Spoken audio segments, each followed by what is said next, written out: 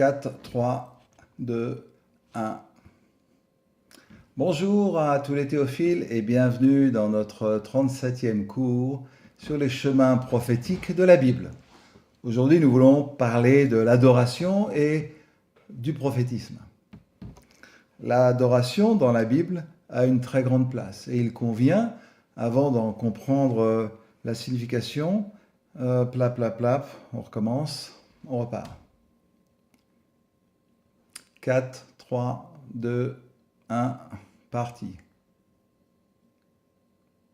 Bonjour et bienvenue à tous les théophiles pour notre 37e cours sur les chemins prophétiques de la Bible. Aujourd'hui, nous voulons parler de l'adoration et le prophétisme. L'adoration dans la Bible est un élément fondamental. Lorsqu'on rencontre Dieu, on l'adore. Au fond, Dieu est Dieu parce qu'il est digne d'être adoré.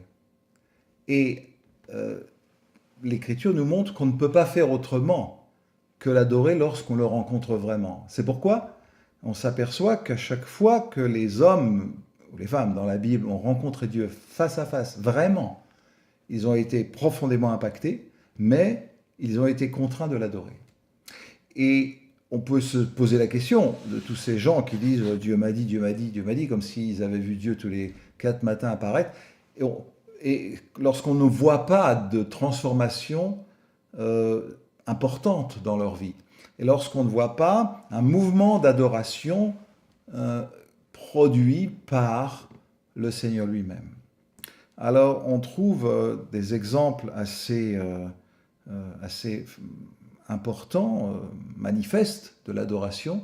Et je voudrais juste lire un passage dans le 4e chapitre du livre de l'Apocalypse. Et on voit que Jean donc est introduit dans le ciel, il a une vision, il voit le trône, chapitre 4, « Je fus ravi en esprit et voici il y avait un trône dans le ciel ». Et il décrit un peu tout ce qu'il voit.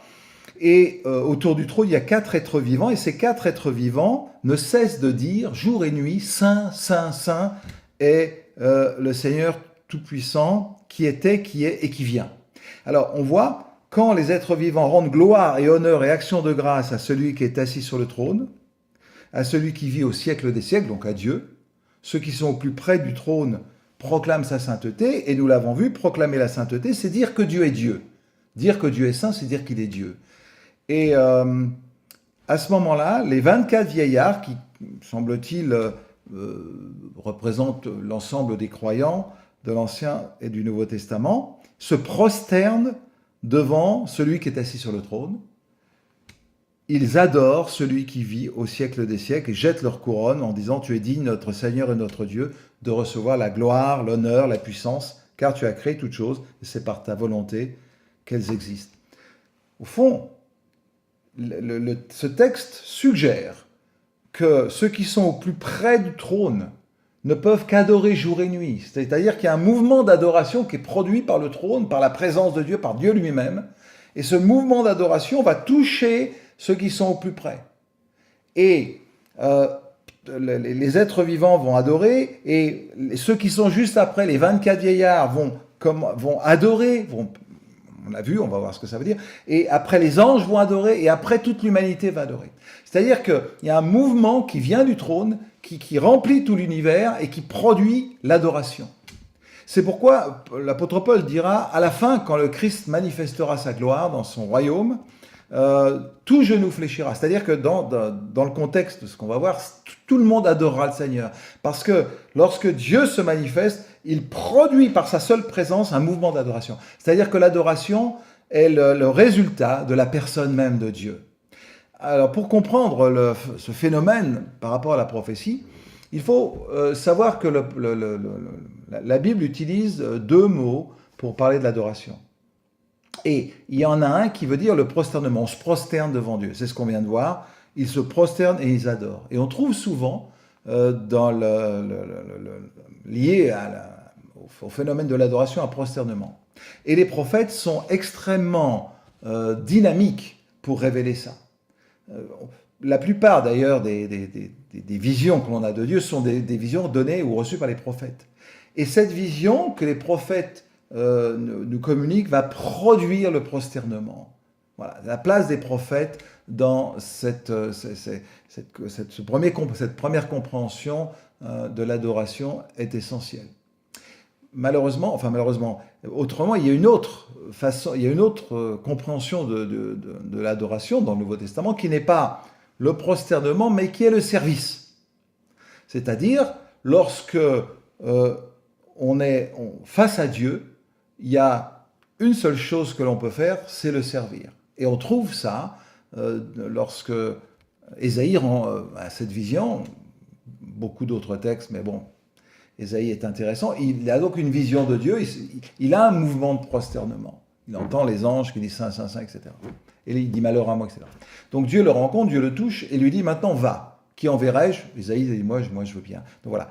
Il y a dans le mouvement d'adoration qui vient du Seigneur et que les prophètes semblent soutenir par leur message, il y a d'abord, si je puis dire, un mouvement de prosternement. Prosternez-vous devant votre roi. Et le prosternement amène l'intimité. Le prosternement produit la rencontre. Oui, on se prosterne devant Dieu, mais en même temps, on le rencontre en profondeur. Et on ne peut pas échapper à ça. Et en même temps, lorsqu'on a, si je puis dire, lorsqu'on est passé, on est rentré dans cette forme d'adoration que constitue le prosternement, à un moment donné, Dieu va dire, maintenant, qui enverrai-je? Et c'est là où les prophètes vont dire, eh bien, envoie-moi. Et le deuxième sens de l'adoration dans la Bible, c'est le service. Le service, c'est la prophétie.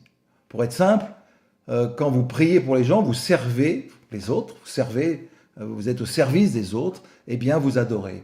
Et quand vous prophétisez, eh bien, vous adorez. Les mots que la Bible utilise pour parler de l'adoration, c'est deux sens, le prosternement et le service. Donc, les prophètes génèrent souvent ce mouvement-là. Ils sont capables de nous conduire dans des moments de prosternement et d'adoration intense. Mais il faut aussi savoir que ce n'est pas la fin, ce mouvement un peu vertical du prosternement. Il y a aussi un mouvement horizontal où le Seigneur va nous demander de nous servir les uns les autres par la prophétie, par beaucoup d'autres activités.